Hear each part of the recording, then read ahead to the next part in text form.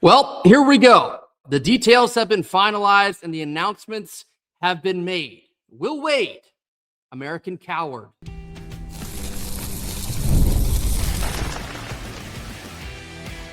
You are Locked On Wolfpack, your daily podcast on the NC State Wolfpack, part of the Locked On Podcast Network, your team every day. What's up, Wolfpack Nation? It's time to get locked in with Locked On. Thanks for making Locked On Wolfpack your first listen each and every day. We are free and available wherever you get your podcast and on YouTube, part of the Locked On Podcast Network, the #1 sports podcast network, your team every day. What's up, Wolfpack Nation? I know it is late here on Thursday. I'm still missing Kenton. I've called him twice, no answer twice. I know he mentioned Meg Thee Stallion yesterday. Maybe there's a correlation there. I'm sure he would love to answer that for himself. But for the time being, I will fly this solo. If he joins, he joins. If he doesn't, we'll see y'all tomorrow anyway. But nonetheless, we have a lot to get to here. Clearly, there's been some massive developments since our show yesterday evening.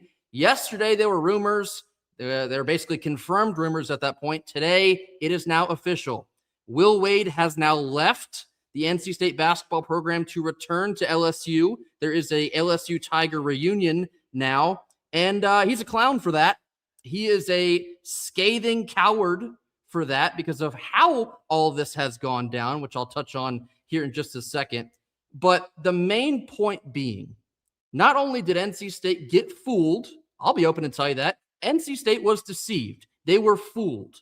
Whether they knew it at the time or they most certainly know it now, they got into bed with someone whose reputation preceded them, clearly. All the smoke about Will Wade in the past and how he handles his business, how he goes about running his program, how he treats people within the organization. Clearly, there was a lot more to that than perhaps Boo Corrigan and the NC State administration was willing to look into. I'm sure he was well vetted. But like I said on yesterday's show, Boo Corrigan did Boo Corrigan's job. He listened to the donors and the big money NC State went out and hired the best possible candidate for the job. I'm sure in the back of his mind, maybe not this exact scenario could happen, but I'm sure it would not have shocked him per se if you told him, hey, Boo Corrigan, a year from now, Will Wade might be in some potential controversy in terms of maybe leverage or maybe returning to LSU or maybe looking up an even bigger job than either one of those two options. I would bet you Boo Corrigan would not have been shocked because of Will Wade's checkered past. I say all that to say, all the information that has now come out is far worse, I think, at least in my opinion, than many of us even could have predicted that it would be. We told you yesterday that Will Wade had been lying to administrators. That's now fact because Boo Corrigan came out and told you in the press conference today. I'll touch on that later on in the show as well. Boo Corrigan stepped to that mic and, like, as eloquently as he possibly could have, the most polite middle finger you will ever see in terms of media and coaching and athletic sports. The most polite way to say, yeah, we know what you are, buddy. We know what you are. Good luck. All right. So on this face, I'm proud of the way Boo Corrigan handled that. Again, more details on that to come later in the show. But Will Wade is everything that he said that he was no longer doing. He is the exact type of person that he claimed that he had grown from. His introductory press conference at NC State, he kind of detailed his checkered past at LSU. He said, yeah, I made some mistakes. I kind of got out over my skis. I kind of lost myself in that process. And I put in the work to make sure that I'm no longer that coach. I'm no longer that person. And I'm working to run things the right way. Well, let's fast forward now a year later, actually on the exact day, I believe it is, on the exact day he was introduced to NC State. And here we are. What have we learned from this situation? A snake can shed its skin, but at the end of the day, that snake is still going to be a snake. And that is exactly what Will Wade is here. So, yeah, he leaves NC State. LSU fans are throwing a party for this. I think that's a bigger indictment of their character than it is NC State being fooled, much on a smaller microcosm of what I said about Boo Corrigan yesterday. I want to walk back through this timeline of what's happened in the last 24 to 48 hours based on what Boo Corrigan came out and said, all the other details that have been come out and said, the very clearly ChatGPT generated goodbye note that Will Wade posted on his Twitter page. That was flat out pathetic. I do want to talk more about the Valvano picture that he emulated. If you've heard what Joe Giglio had to say on the Ovius and Giglio podcast, nailed it. I won't be able to top what he said because clearly I have a clean rating on here that I can't go over anyway. But I think Joe Giglio did a phenomenal job of hammering that point home. Again, touch more on that in just a second. But the process, again, of how everything has gone down here, about how Will Wade, who just finished his first season at NC State, last Tuesday, the first four in Dayton, losing to Texas. On that day, which is what Kenton told you on yesterday's show, Kenton had receipts that going back to that day, Will Wade was saying that he was committed coming back to NC State. Boo Corrigan, I gotta keep my ducks in a row here. Boo Corrigan said today in the press conference that Tuesday, as in like 2 days ago, as in like 48 hours ago, Will Wade told him face to face that he needed some things to get done for the resources in Raleigh, that he was planning on being here. And then Boo Corrigan leaves that meeting, or not Boo Corrigan, Will Wade leaves that meeting, does not see Boo Corrigan again, but then has his agent send Boo Corrigan an email with his resignation. Is that not the lowest, slimiest, most cornball move you could have possibly pulled in that situation? You want to talk about being transparent, which is what he said a year ago. I'm transparent with my players. I'm transparent with my staff. If you don't know, if everyone's not on the same page, then you're going to be disorganized, and that's not how I want to run a program. Mr. Transparency is now doing what he's doing now, hiding in the shadows, making deals with LSU that have gone on clearly for longer than they would like you to believe. I have a tweet that I want to get to on that as well. The narrative that this started on Tuesday, good Lord, man. For a guy that has a reputation of being shady and lying to people of authority, you'd think he'd be a little bit better than create the narrative that this all began on Tuesday. Yeah, LSU, they came to me with a bag of money. They put the pressure on me and my family, and I had to make a choice. And that was all on Tuesday night, right? Believe me. My goodness. Give me a freaking break, man. Okay, where should we go from here? Let's talk timeline, like I said. So, where we left you on yesterday's show was that the rumors had very clearly become concrete. There was real smoke, real heat, got real hot and heavy between Wade and LSU. That's not really new news because that's been going on for some time now, whether Wade wants you to know that or not. The season ends for NC State. He met with the administration not once, not twice, multiple different times, outlining the things that he liked to change going into year two. I'd like to be here in year two. We all know the press conference, which I referenced yesterday.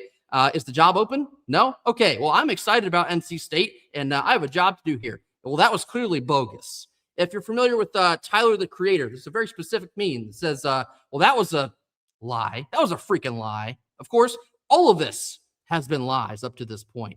You know, I also want to touch on the way that the season had gone down in the last month and a half. Well, it's a little funny in the light now, does it not? This man, you cannot convince me otherwise at this point. You can't convince me that this man didn't maybe even know this coming to NC State a year ago, that this would be in the cards for March of 2026. Like I said, the way that LSU has strategically moved their little chess pieces across the board, taking Heath Schroyer from McNeese, which was announced ironically today. Yeah, that was announced today, like today. They moved him over technically today. And they also announced Will Wade coming to LSU today. But it all started on Tuesday. It all started on Tuesday, didn't it? Okay. Yeah. Lies, deception, like you wouldn't even believe coming from this man's mouth. What he had told the fan base coming to Raleigh, the pack is back. When we all push in the same direction, there's going to be a red reckoning. We all pool our resources. We put the right players on the court. We evaluate. We do our job coaching. We can bring NC State back to the heights that it used to be. How much did that really matter? Did it ever matter? Clearly, I think the answer to that is no. Definitively, no. Because it seems to me he was operating this entire season on the idea that he would be hot and heavy, running back to Baton Rouge as quick as he possibly could. And now here we are, Thursday, March the 26th, and that is exactly how this is all played out. Like I said, I have a lot more tweets I want to get into. This would have been nice if I could pinball some ideas off of Kenton. I cannot wait to unleash the big dog on this show as soon as he gets on. Hopefully he does get on tonight because I got to hear what he has to say as well But I'm going to get into some more of the tweets, more of the timeline. There's a lot more to be said on this podcast. You better believe me when I tell you that. Stick with us. This comes after a quick word from our sponsors. Our first Thursday live show sponsor is Indeed. Workplace chaos, deadlines stacking up, and inboxes are overflowing. The one position you have to fill is still sitting open. When the pressure's on and you need the right hire, this is a job for Indeed. Indeed Sponsored Jobs helps you reach the right people who are actually fit for what you're looking for. Whether that's skills, experience, location, you set the tabs, and Indeed will set you up. Here's a stat that says it all. In just the minute that I've been speaking to you, companies like yours have made 27 different hires on Indeed, according to Indeed data worldwide. So if you're hiring, spend less time searching and more time interviewing candidates who will actually check your boxes with Indeed Sponsored Jobs. Listeners of this show will get a $75 sponsored job credit to help your job get the premium status that it deserves at Indeed.com/podcast. That's Indeed.com/podcast right now and support our show by saying you heard about Indeed from this podcast. Indeed.com/podcast. Terms and conditions apply. Need to hire? This is a job for Indeed. Our second Thursday sponsor is Robinhood. What if sports were traded like markets? Now you can put your sports IQ to work in real time with Robinhood prediction markets. It's not you against the house, it's you participating in a live market. You can buy or sell all of your positions live all game long. Use your sports knowledge in the moments that matter. Robinhood prediction markets changes the game. It's people moving the action, so when the momentum shifts, you can move with it. You always knew the game, but you never had a dynamic way to apply that knowledge. And now you can actually take part live in a market powered by the people. You're no longer just a spectator, play-by-play, you decide. Trade every play with Robinhood, now available across the U.S. Download the Robinhood app now in order to begin. Futures and cleared swaps trading involves significant risk. It is not appropriate for everyone. Event contracts are offered by Robinhood Derivatives, LLC, a registered futures commission merchant and swap firm. All right, middle portion here of our Thursday live show. Again, thank you all so much for being here. I know it's late. I know this show got prolonged a little bit more. If I got to fly it solo, I'll fly it solo because we got a lot to talk about still. So obviously, Will Wade, American Coward, is moving back to LSU. The way that this really broke out this morning, like you talk about the confirmation I saw from Corey Smith of Pack Power, also Inside Pack Sports. I saw Noah Fleischman of On3, the Wolfpacker, all kind of coming around the same time. And it's like, So it really isn't going to take that much time to happen here on Thursday because we all kind of had an inkling that once things really got hot in the media yesterday, once things started to hit the airwaves and everybody became noticing what's going on, you had to figure that it would essentially, on some level, it was going to force LSU's hand. And why the buyout conversation was kind of a pin in your side yesterday, because the buyout was supposed to go down on April the 1st. Well, technically effective on April the 2nd, from $5 million to $3 million if LSU wanted to poach Will Wade from NC State. Clearly now that all the announcements have been made, that buyout was settled upon, reported by Matt Moscona of Locked On LSU. Shout out to Matt, by the way.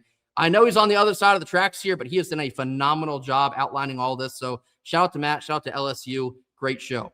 Matt Moscona reported that the reported settlement between LSU and NC State for Will Wade has been $4 million. So the buyout has been achieved. NC State has received $1 more million. That's not the correct way to say that, but $1 million more than perhaps they would have received on April the 2nd. So I see that as a small win in the grand scheme of things. We'll take it because we have another coach to hire and a staff to hire as well. So the buyout was completed. Heath Schroyer was announced down there at LSU. Again, ironic, just totally all came to fruition on Tuesday. Yeah, I'm sure it did. He gets on a PJ, flies to Raleigh, picks up Will Wade. I've seen the clips of all the NC State folks at the airport. I've seen the clips of Will Wade looking goofy, getting on and off the plane. Best of luck to him, whatever that might be. So he's officially gone now. So on the NC State side of things here, I saw a tweet earlier this morning from Aaron Torres basically saying that not everyone inside of Wade's inner circle agreed with this move. I've also seen reports from WRAL that Will Wade didn't even tell the majority of the staff until Tuesday. I'm going to be honest with you. I find that one hard to believe, but with Will Wade, can you believe anything with this guy? Can you believe that maybe he didn't tell literally anyone with him here at NC State what he was up to behind the scenes. Back to my comment about the way that the team really folded down the back half of the stretch, I think somebody knew. Somebody had to know, because I think that might be the most easily explainable solution for the way this program literally folded in half once they were sitting at 18-6 and 9-2 inside the ACC conference. Clearly, Will Wade had been in the back of his mind focused on what this next move was going to look like, what it was going to feel like, what he needed to get done ahead of time so that he could just slither on back down to Baton Rouge. Because now that he's accomplished that, like I said, it's become very clear to me that this might have been the plan this entire time. So on the note of like NC State getting played in this and Boo Corrigan getting played in this, to Kenton's point yesterday, when you have receipts basically saying that Will Wade has been lying straight up to Boo Corrigan, other folks in the administration last Tuesday, this Tuesday, as in 48 hours ago, there's a certain aspect of like, yeah, a guy with a checkered past, maybe you take things with a grain of salt. But if he's telling you face to face, I'm trying to be here at NC State, I need X, Y, and Z to be achieved here in year 2 at NC State. Can we get that done? Let's work to get that done. And then on the NC State side of things, they accomplish that and they give him what he needs. And what does he do? A second meeting that was supposed to go down with Boo Corrigan yesterday, he no-shows it. And then after he no-shows that meeting, he has his agent just send Boo Corrigan an email announcing the resignation. Like I said, that is like the smallest man activity I have maybe ever heard. I know we've seen the saga with Lane Kiffin. I know these are not the first coaches to ever do this type of stuff. I know Lincoln Riley, the way that went down with Oklahoma out to USC. This has been well documented. It's not the first time, but the way in which Will Wade essentially like double, triple, quadruple down on the fact that he was not up to no good. And then when the time comes, the slimiest, most spineless, most disrespectful exit you could have possibly orchestrated. That right there is why NC State folks are mad. Because on its face, I don't really think we're super mad that Wade is leaving. Like just that notion that Wade is leaving us, going back to LSU. It's the way that you have basically, I got to be careful when I say this, MF'd everyone in its wake here, saying that I didn't value this position, didn't really value anyone that was working with me, anyone that made all these things happen, made this job possible for me this year. He's a narcissist. Let's call this for what it is. Will Wade is very clearly a narcissist. Cannot see past his own nose. What he says is what needs to go. No one else can disagree with him. If he gets what he wants, then everything is fine. And anytime that's not the case, what does he do? He leaves. And so that is my little segue here to a little picture that I'm going to bring up on the screen. You already know what picture it is. This man recreated this picture of Jim Valvano. And might I add, this is not in Reynolds Coliseum. Like I said, Joe Giglio outlined this extremely well on his podcast. What you see in the bottom of your screen, Jim Valvano sitting on the bench with the basketballs, that is actually Cameron Indoor. That's in Durham, so it's not Reynolds Coliseum. However, at that time also, Jim Valvano was just previously fired from NC State. All the nonsense that had gone down on that front, wrongfully fired, might I add. And weeks away from losing his battle with cancer. Now, one more time, I'm not going to be able to top what Joe Giglio said. I think he said it perfectly, and I wish I could say what he said. But to understand that, and then Will Wade waltzes into Raleigh, had not done anything yet, right? Puts together a staff, puts together a team, takes this picture as if to emulate that he is 1/1000th of the man that Jim Valvano was to the NC State Wolfpack fan base, the administration, and the university in itself. To even suggest for a second, 1 iota of a chance that he is any type close to the man that Jim Valvano was, that is the biggest slap in the damn face anyone could have ever given to NC State, this basketball program, in this school. Flat out disrespectful, flat out disgusting, flat out slimy. And so when LSU fans are giggling and hee-hee-haw-hawing about all of this, and I know it's just basketball, it's just sports, sometimes it's not that deep. But think about this for a second. Y'all are head over heels for a man that you just watched treated a school like absolute dirt. He lied to the AD, lied to the fan base. Kenton's now in here with me. Perfect timing. Hello, Kenton. Lied to everyone at NC State. He creates this and then runs back to Baton Rouge, tearful on the PJ, taking pictures, slapping five, giving hugs. Like he is pulled off successful. My goodness. Have you no dignity at all? And I know LSU fans, like I said, you're going to be excited on its face. You probably got a good basketball coach that's going to generate excitement for a dormant program. Let's call it for what it is here. But when you look at that man, is that who you want to run your basketball program? Is that what you want? Is that who you want to recruit players to your school? If you're a player, how do you play for a guy like that? Yeah, he's a talented coach. Yeah, he might put you in a position long-term to get you to the next level. That's been proven. But if he's going to treat the people in the organization that he works with like this, how do you live with that? How do you rationalize that? How do you operate as if you have done something successful now? Kenton, I've talked for long enough, so maybe you're picking up at the perfect time. Let's just, wherever you want to start. I know I have the picture on the screen here, but wherever you would like to start. Will Wade is now officially gone. Yeah, he's officially gone. And I'll simply say this, right? I think a lot of people are misunderstanding a very fundamental fact of this, right? A lot of people, and Grayson is imploring you of like, is this the type of guy you want? Absolutely, this is the type of guy they want in Baton Rouge, right? Not to castigate the people there, not to castigate and say that or denigrate those folks and say that they're bad people or whatever the case may be. LSU is in the business of winning football games, of winning basketball games, all that good stuff. That's what they're in the business of. They're in the business of winning women's basketball games. They're in the business of winning baseball games, all that good stuff. I have no problem with LSU. The same way I had no problem with Miami when they got Darian Mensah. It's business. It's business. I'm not mad at the business aspect of this. I'm not mad at a university saying, hey, what we believe is best for our university is going out and getting this guy. I'm not mad at that. And here's what I will tell y'all.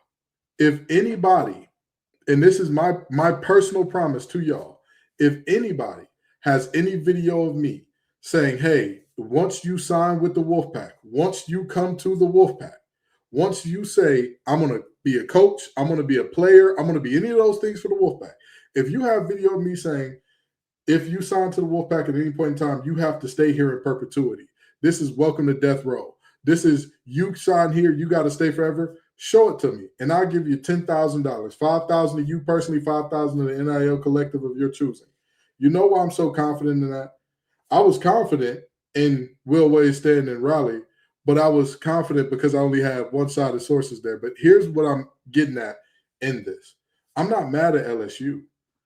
The man that's on the screen right now in the top picture, he's the one that I am disgusted with. Correct. Because everybody keeps saying, oh, well, have you never taken a job that's better than your previous job? Have you never taken a job for more money? I'm a technical recruiter. I don't know if y'all know this. My job is to make people leave their jobs. That's what I do for a living. But you know what happens in those situations? Those people are not sitting in their boss's office saying, hey, I'm here for forever. I'm here, or not even for forever. I'm here for year 2. I'm here for next year. I'm going to be here. We're going to get these things accomplished. And then all of a sudden, they're making their way out. I have, people are talking about, what the situation is, and folks in our comments talk about, oh, you guys are clowns. You thought you had sources and da-da-da. Like the text I received earlier saying your source absolutely nailed this. I would challenge anybody. Find me anyone in Triangle Media who had something different. Find me anybody. Again, I have no problem with a coach leaving. Grayson, did we wish Devin Leary any negativity, any harm? Were we any type of upset when he left? Wolfpacker for life. Wishing the best. But that was an ACC preseason player of the year. Are you sure? He meant a lot to the program. Great guy. Wish him the best.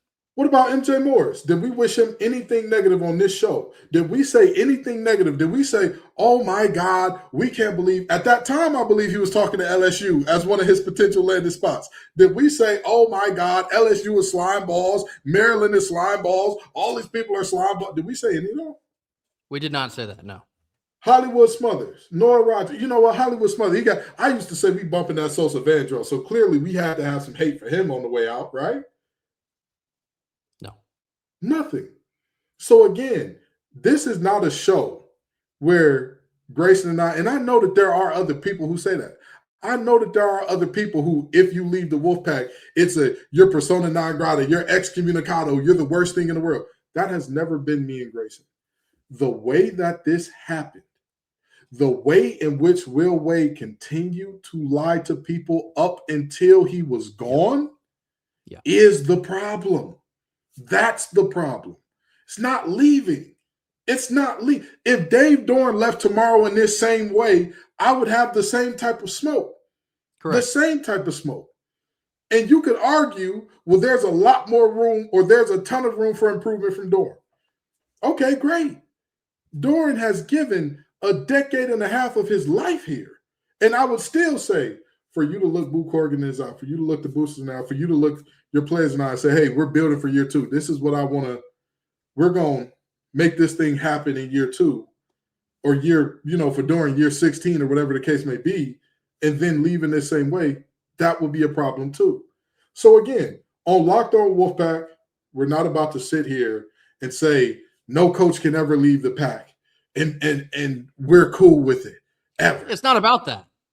It's about the fact that people were lied to again and again and again. And I want to talk to the LSU folks real quick, okay? For all the LSU folks in here, I get it. The economy right now is terrible overall. It's a tough year for people. It's a nice cathartic release to troll folks. I get it. I get it. I understand it feels wonderful to say. But again, Grayson nor myself have a problem with LSU as they exist. Hey, you love the villain, you love the slime ball, you love the coach who, hey, as long as he gets wins, you don't care if he clubs baby seals and blows up children's hospitals on the weekends. More power to you. Again, I understand what this business is. Played football for 17 years, from the time I was 4 years old to 21. I get what this business is. I was on the recruiting trail, being recruited and all that. I had the opportunity to transfer while I played at NC State. I'm never going to sit up here and say, oh, it's all about loyalty and the business side of things don't matter. Never going to say that. But what I will say is point blank period, a lie is a lie is a lie. And a liar is a liar is a liar. And to pretend that people shouldn't be upset about a grown man that has no reason to lie. Because Will Wade had all the leverage. Grayson, if Will Wade would have told Boo Corrigan, hey, I'm thinking about going to LSU. This is something I'm seriously considering, and this is what I need. And by the way, the talk of, oh, he went to the university, he asked for things. I believe it was Matt, something that starts with an N, that said that he went to the university, asked for things and all that, and it wasn't met. That's untrue. Again, every source that I've heard about has said, oh, when he went to the university and said, this is what I need, the university said, you got it, brother. And that was it. That was it. So again, this situation and the vitriol in this situation is not about no good coach can ever leave. You either stay here in perpetuity or you're the worst person ever. That's not what this is about. That's not what this is about. This is about a man who had no reason to lie, because if he would have told Boo Corrigan, I'm thinking about leaving, what could Boo Corrigan do? Literally, what could Boo Corrigan do? If he tells the boosters, hey, I appreciate y'all's support so much, but I'm seriously considering a return back home. What could they do? What could they do? So when you're talking about lying for lying's sake, and then saying, why are people mad at lying for lying's sake? That's the problem. Not leaving for more money, not leaving for better resources, not leaving for a better job, none of that. Because again, if that was the case, we would be upset with Hollywood Smothers, we would be upset with Terrell Anderson, we would be upset with Bishop Fitzgerald, we would be upset with Who's the one that went to South Carolina? We had two of them, our left tackle and our cornerback. Cisse and the left tackle that just tore his knee up. Help me out. Oh, Jacarius Peak. Jacarius Peak. We would be upset with them. And yet, what did we say when we heard Peak tore his ACL? Man, that's terrible. That's terrible news, man. We hope he has a speedy recovery. You know why? Because we understand that this is a business. We're not upset about this being a business. Grayson and I have changed the way that we cover these players to react to it being a business. Before, we were very particular about not naming particular players when we talked about a lack of performance. Now that they are, for all intents and purposes, employees, we treat this like a business. We talk about this like a business. But even in business, there's a thing called bad business. Even in business, there's a thing called dishonesty in business. And that's what this is. So again, if you have that tape of me saying when you start with the Wolfpack, you're with the Wolfpack in perpetuity. If you have that tape, again, that promise stands.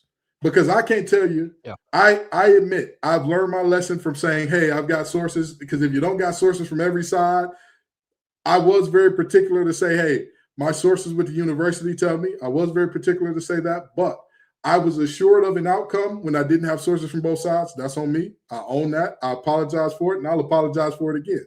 I'll apologize forever for that story being the way that it was based on what I told you.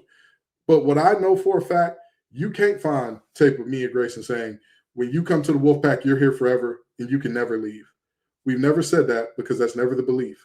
But what you can find us saying is scummy. It's terrible. It's gross to lie to people about leaving. Even if he left it in 1 year, and he had said, hey, I'm thinking about leaving, or after the first 4 game, said, you know what? Everything's on the table right now. Everything's on the table. I'm looking at my options. You know, I dedicated, when he was at McNeese, he said, I told him I'd give him 2 years. I gave him 2 years, right? Yeah. Everybody keeps talking about, oh, this is media speak, and this is how coaches speak to the media, and da-da-da-da-da. Well, what about the multiple conversations behind closed doors that, again, everybody's saying is had, everybody's saying we're had, but again, everybody lying on you, everybody and their mama lying on you just because you want to leave. Everybody has come together with exact timelines that all match up in sync, day by day, moment by moment. The AD said it in today's press conference.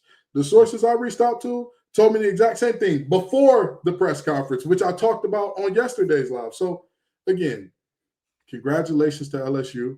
You got your guy. I have no doubt in my mind that with the resources that you're giving, or with the resources that he's given, he'll be successful. I have no doubt in my mind about that, because I'm not going to sit here and say, Will Wade's a terrible coach, he's this and that. There's a reason the Wolfpack won him. There's a reason Wolfpack Nation was so excited about him.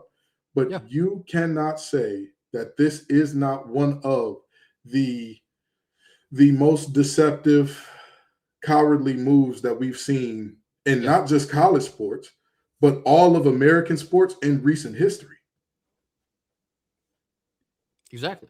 I mean, that like I said, I know I was rambling before. It's much easier when I have Kenton to pinball thoughts off of, but the way that this went down is where all of the vitriol is coming on the NC State side of things.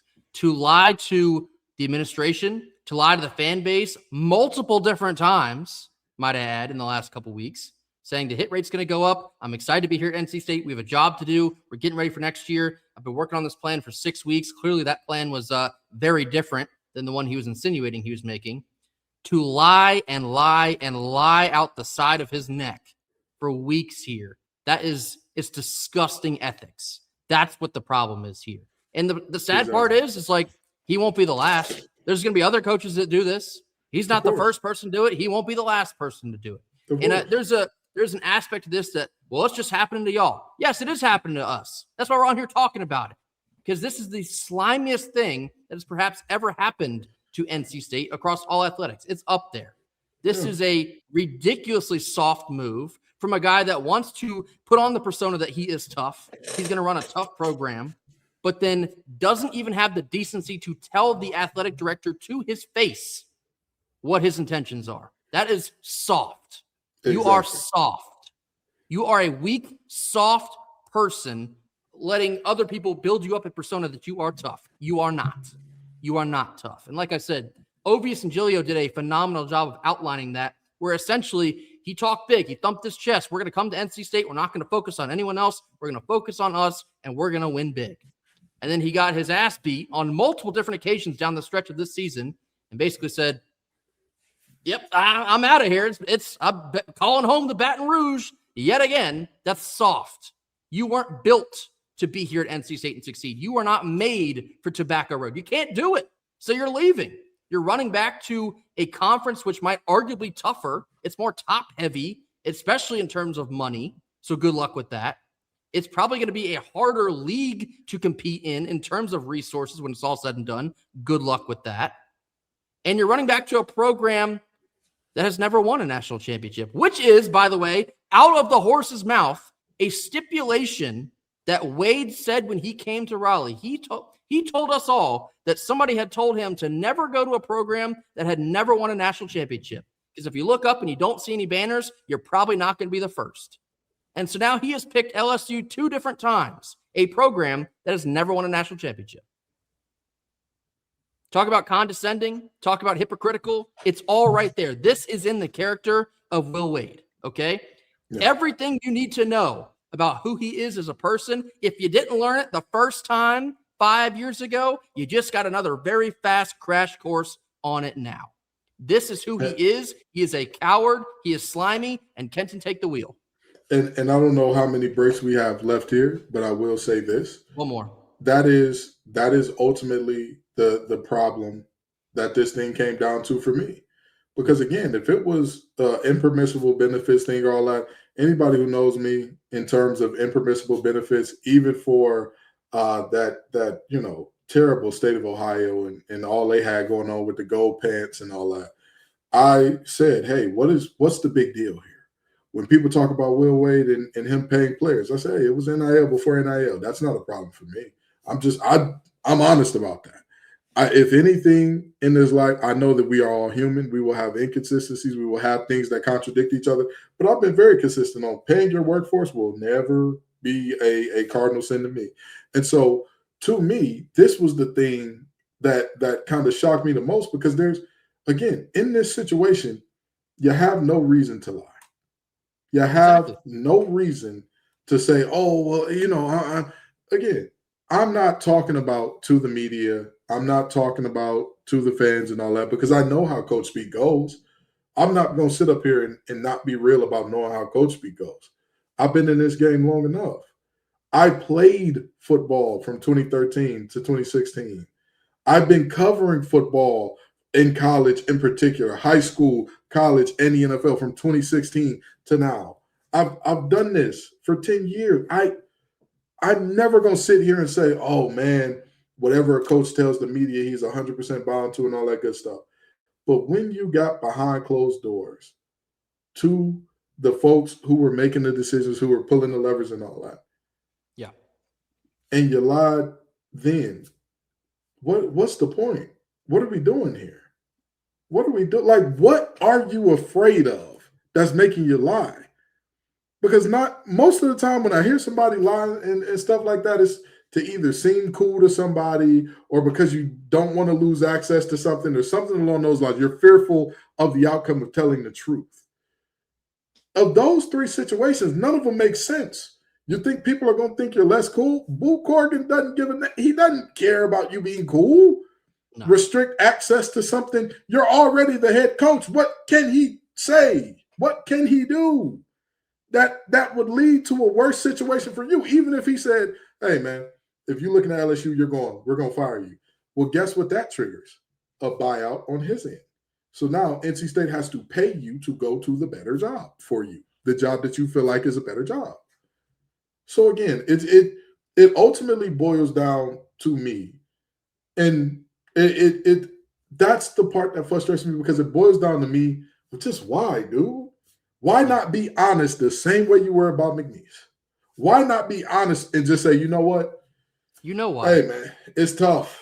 It's tough, and I get it. And I've seen with the narrative shifts and folks trying to paint a timeline through the media and all that, I've seen it. I get it. You want to look like a big tough guy and say, "Oh yeah, I'm leaving because they didn't have the resources, and I'm leaving because of this and that." You had more than the seventh best resources in the ACC. That is a fact. That is not refutable. That is a fact. You did not have the seventh best resources in the ACC. We still finished seventh. That's what happened. That's what happened. So again, I'm not going to sit here and be delusional and get off all these takes that, oh, Will Wade will never have success. LSU will never have success. LSU is terrible. LSU's in the business of winning for LSU. LSU did what's best for them. Not mad at him at all for that. Will Wade did what he believes is best for him. Not mad at him for that. The way that he went about doing what's best for him is the crux of why Wolfpack Nation will never rock with that guy. Because again, I know for a fact, and I've heard from multiple people and seeing them out and all that good stuff about other players who left the program. Man, it sucked to lose that guy, but I wish him all the best in his new style. Man, I wish he would have been back for another year, but hey, I get it. And going on from there. But again, it's not like Hollywood Smothers was making edits saying 1 more year, and then all of a sudden, oh, I'm in Tuscaloosa, because that's a very different scenario. And then that would trigger a different feeling from people. It's not just the leaving, it's the leaving in a scummy fashion. And I'm going to let you take it away, Kirsten.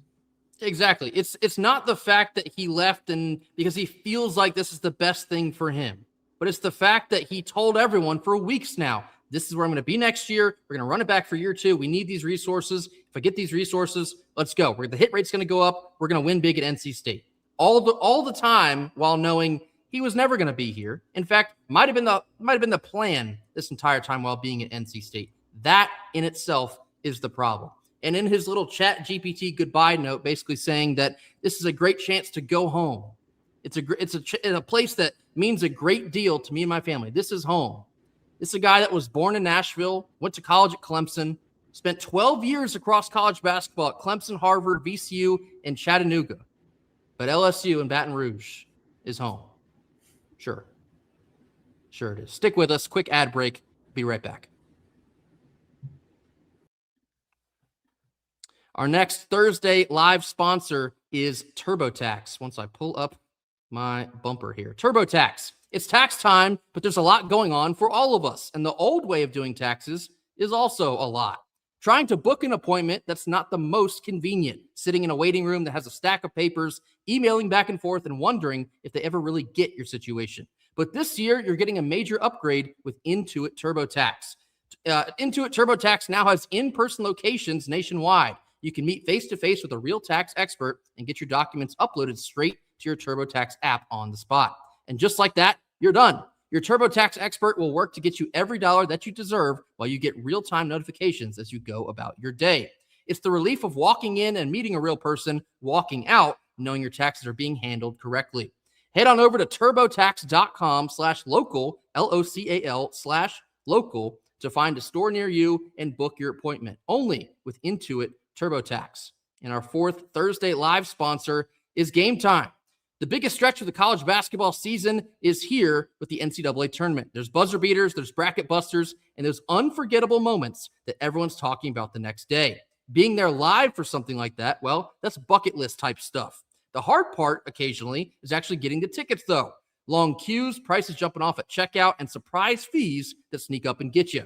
The Gametime app gives the advantage back to the fans. They use constant innovation, and this is how you unlock amazing tickets and experiences in just a few taps. The best part is it's incredibly simple to use. The Gametime guarantee means 100% legitimate tickets delivered on time at the best prices. Fees are also included in the price you see, so what you see is what you pay for, period. You also get a panoramic view of your seat inside the app before you buy, so you know exactly what to expect upon arrival. Take the guesswork out of buying college basketball tickets with Gametime. Download the Gametime app, create an account, and use code LOCKEDON. That's LOCKEDON, locked on, for $20 off your first purchase. Terms, as always, apply. Again, create an account, use redeem code locked on for $20 off that first purchase. Download the Gametime app today. All right, last couple minutes here of our Thursday evening live. I know we kind of got off the rails here, a chaotic start to the show, but we're basically hitting on all the points we need to hit on anyway. Will Wade is a coward, leaving NC State in the fashion in which he is doing so, lying to everyone on the way out, giving no indication that this was potentially in the cards, whether that was his character before he got here or not. This is something you don't do to people you're in business with. A fan base that in large part cherished you for this entire year. No thank you to them in the goodbye note. No notice, no mention of the players that played for him on the court. This is what I'm talking about when I say Will Wade is a narcissist. All this is about him. The Chat GPT goodbye note, clearly put out by his handler, not even Will Wade himself, tells you all you need to know. So, Kenton, moving forward here, what is NC State going to do next in terms of the coach for NC State next season? I gave everybody some homework to handle coming into this today's show, and I gave you two names. The two names were Josh Schertz of the St. Louis Billikens and Justin Gainey of the Tennessee Vols. Now, like I said yesterday, Josh Schertz just signed a $22 million extension with St. Louis 2 weeks ago. Now, the buyout, the numbers are higher than what NC State was currently paying Will Wade. It's north of $3 million per year. If NC State is able to do that, then maybe you could have some conversations with Schertz, who has publicly turned down Syracuse. I believe he also turned down Providence. So turned down a couple jobs now to hypothetically right now stay at St. Louis. Kenton, how realistic / how good of a fit would Josh Schertz potentially be at NC State? I think he'd be a great fit. I mean, objectively speaking, he did more with less than NC State. However, it was in a different conference where there are not as many big fish, right? Like that's the reality of what we're looking at. And let's be very honest about what this NC State job is. You're going to have to be recruiting against two blue bloods that are literally less than a 40-minute trip away from you. You know what I mean? Like it's a different thing. It's a different thing that you got to do. It's a different thing that you got to deal with. And so if we're talking about Schertz, could I see him having a lot of success here? Absolutely. Absolutely. I could definitely see him having success here. I mean, from an X's and O's standpoint, from a recruiting standpoint, you give him the resources that we just gave away. Objectively speaking, in terms of seeding against funding, St. Louis outperformed us. So, I don't think that anybody would be shocked or surprised to see him have great success here. And, I mean, as opposed to Gainey, he has head coaching experience. He's done it at the highest level. So, I think that he'd be a great fit here. Well, not quite the highest level because he's not a P4, but I understand what you're saying. Yes, he's been a head coach for multiple years now, since 2021. He spent 4 seasons or 5 seasons, I believe it was, at Indiana State, the Sycamores. Shout out to Indiana State. Notably, he had a couple players on the Indiana State roster that have gone on to do big things, like Ryan Conwell, for example, Louisville Cardinal this year, excellent player. NC State was actually connected to Conwell back when he was still at Indiana State a couple years ago when Keats was still here. Obviously missed out and he went to Louisville, so that stung on that part. But then Schertz takes the St. Louis job in 2024. This season, 2025-2026, he takes the Billikens to the tournament, and he wins his first ever NCAA tournament game. It was like a 40-point drubbing of the Georgia Bulldogs, so very impressive showing there. Obviously lost in the second round, so they are out now. But Josh Schertz, like I said yesterday, don't believe the notion that NC State cannot find any coaches that will win wherever they've been and also can win at NC State. Josh Schertz is a phenomenal coach. He runs a very fun system to watch. He utilizes aggression and attacking the basket, spaces the floor extremely well. The ball movement is very key in his system. Fun system, fun team to watch, fun offense to watch. I think he could be very successful here. Not to mention, he's won a lot. His overall head coaching record is 451 and 130. That is a 77% win percentage. Now, some of that has been at the D2 level. In fact, he was at Lincoln Memorial from 2008 to 2021. That's D2.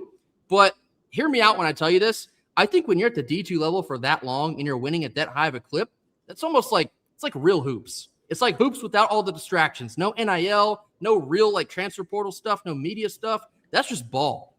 And if you're winning at a clip that's ridiculous like that, you clearly understand the game of basketball in a way that's conducive to you can go to the highest level and you will succeed. Like you think about a Ben McCollum, for example, at Iowa. He spent years at the D2 level. Winning. Look at Iowa now. They're going to the Elite Eight they never went to the Sweet 16 with Fran. Fran McCaffrey never made it to the Sweet 16. Ben McCollum gets there 1 year, and they're on their way. So that level of coach is very hot on the market right now. A guy that's been kind of lower level for quite some time, but wins consistently at a very high rate. Josh Schertz is every bit of that. Another key point of Josh Schertz here, he has North Carolina connections. That's to the state, not to the DFC, not the Dirty Foot Club. He has connections to the state of North Carolina. He spent some time at Queens in Charlotte, also spent some time at High Point, 6 years there. So he knows this state. He knows, in a relative manner, recruiting in this state, understands the dynamic of the state, the hoop state. Not everybody gets it. Clearly not everybody gets it because somebody just left to go back home to Baton Rouge because he didn't get it. Josh Schertz would get it. He's a winner. I think he would come here. And again, to Kenton's point, if you push the same level of resources to any coach that we would hire, whether it's Schertz or anyone else, I have a lot of confidence that they can succeed with that. Like, for example, you look at Will Wade this year, and I'm getting tired already talking about Will Wade, but you give him $10 million to build out a roster. And I know he had to get here late and create a staff and blah, blah, blah, blah, blah. You had $10 million to put together a roster. That's a lot more than many other schools you competed with, not just within this state, within our conference, but at the D1 level. And the results, they are the results. I have a lot of confidence that you could hire a guy like Josh Schertz and you could do the same or much better. I believe that. So again, don't believe that NC State is SOL. You know what that means? SOL? Well, work with me, people. NC State is not SOL. A guy like Josh Schertz would be a phenomenal hire here. And so for a lot of people, I see that as their top choice. And I understand why. I think Josh Schertz would be a great hire. And in some senses, people may believe that that'd be an upgrade. In an X's and O basketball coaching world, a lot of people believe that would be essentially like falling upward. I could buy into that. Option number 2 that I told y'all to do some homework on. Justin Gainey. He's one of us. Played at NC State from 1996 to 2000. Some would call that the relative heyday, although it's after, obviously, the Valvano era. But NC State back then was a lot more prominent than we have been in the last 2 decades. We can all be very honest about that. Post his playing days, he also came back to work for Herb Sendek and Sidney Lowe. So he was here at NC State during a very transitional period. He was an administrative coordinator, worked as a director of operations for a couple of years.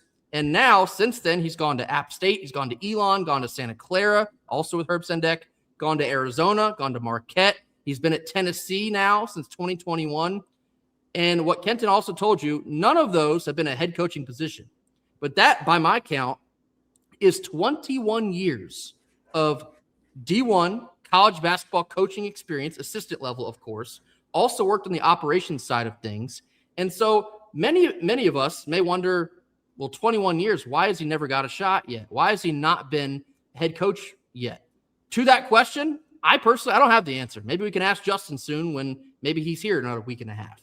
I don't have the answer to that. But what I will tell you, that's a whole lot of experience. And something also that I just told you, what's hot on the market right now is these first-year coaches that maybe have been a long-time assistant or maybe they're at the D2 level and they have not yet been in the spotlight at this level yet. And what have they done? Look at Jay Lucas at Miami. What is that, a 7 seed in the NCAA tournament? Top 3 in the ACC. That's great. He comes from Duke. Great pedigree. Got it. Already mentioned Ben McCollum. I don't want people to get so turned off of Gainey just because he has not been a head coach yet. I don't think that is the end-all, be-all. Because the other half of the Gainey situation here is he is one of us.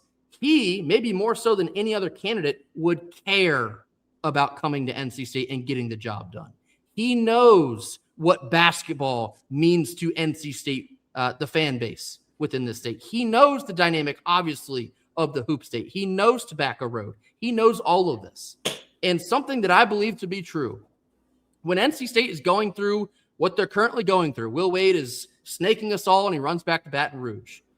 Does it not feel like a little bit of home cooking would be a remedy for us? You know, like when you're down bad in life, maybe you're sick or, you know, having trouble with schools or work, with relationships.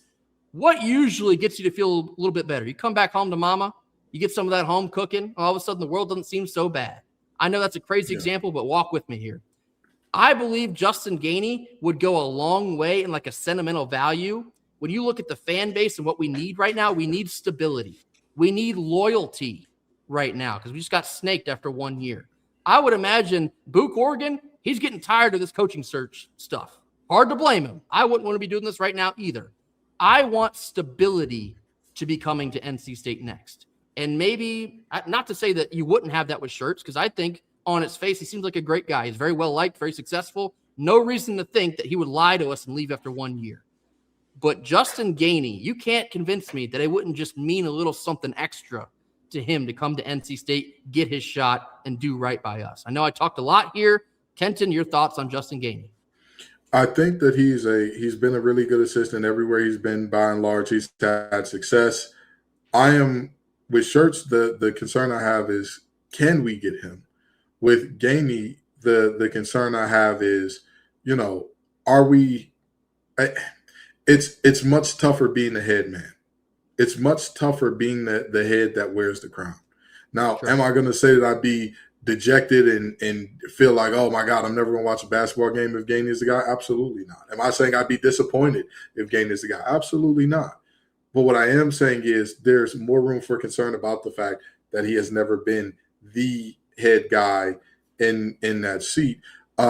With that being said, like you said, Grayson, there is a trend of coaches kind of, these assistant coaches coming into a new world and being successful right off the bat. I think that that's possible.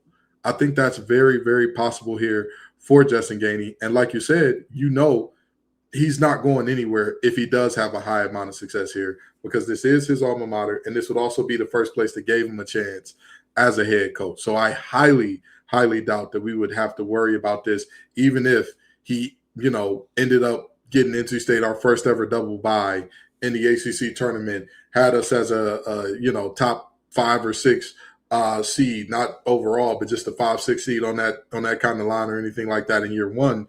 I highly doubt we'd have to be looking over our shoulder. Oh man, everybody's going to be, trying to poach Justin it's not really that type of deal. So I do see the upside of, if you take that swing and it hits, that's going to be a hit that sticks with you for decades.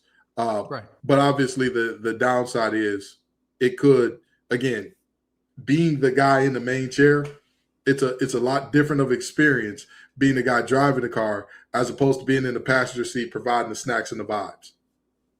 For sure. There's no doubt about that. I'm not denying that it is on some level a red flag to an extent that he has not been a head coach anywhere. I've seen a lot of folks kind of compare the idea of Gainey to Sidney Lowe, and understandably so. I mean, former player, you're bringing back to the program. Yeah, it feels right bringing home one of our own, see what they can do with the program. We'll see where it goes from there. However, these are two different people. These are two entirely different situations. Sidney Lowe, after playing at NC State, he played in the NBA. Played in the NBA for, I think, like 12 years. After he was done playing, he stayed in the NBA as an assistant. He did that for what looks like closer to like almost 20 years. And then he came to NC State for 5 years. Justin Gainey has been in college coaching this entire time. For 21 plus years, he's been at the college level. Would you not think that Justin Gainey would be much more well-equipped than Sidney Lowe was back in 2006? Different world 2006 was. I know it's 2026, entire different dynamics. But right there, I would feel much more inclined to a Justin Gainey head coaching position than I would a Sidney Lowe. And I know that's kind of revisionist history. We're not living back then. We're living in the now. But I think Justin Gainey is starting to make more and more sense to me, possibly even from my financial aspect, because you're going to have to buy out Josh Schertz if you're to go that route. Now, not ruling that out, because we just came into $4 million that we didn't think we'd be getting at this point in time. We have a bunch of resources that were supposed to be going to Will Wade. He left all that behind, so we have that sitting there. So potentially Josh Schertz, don't rule it out just because of the buyout. You have to see if Book Oregon's able to navigate that. But two options here, Josh Schertz, two options that I believe to be the main two options. I've already seen some other names floating around. If you got fooled by the Archie Miller report, that was fake. Exactly what I was talking about when I say, what am I saying? Tread with caution on social media. There's people that love making burner accounts this time of year, coaching search. They'll float anything out to watch people run with it. Archie Miller, that was fake. Don't believe it. So I believe these are the two names here, Josh Schertz, Justin Gainey. I believe this is going to happen quickly, one way or another. Or if it's not one of these two names, if it's a third different name, I still think it's going to go quick. Because keep in mind, that portal window opens on April the 7th. We've been on here a very long time, Kenton. I think we should probably get off of here for the night. I know I rambled a lot. Again, just one of those shows. We're going to be back at it. Much more to say, much more to cover. But yet again, we're so thankful that all of you are on here with us. We're all going through this together. LSU fans are in here too, apparently, because they have literally nothing else better to do. Not a surprise. But we thank you all for being here. Be sure to like this video, drop your comments in the comment box, mash that subscribe button if you have not already. We'll catch you all again very soon. And until that time comes, go Pack. Go Pack.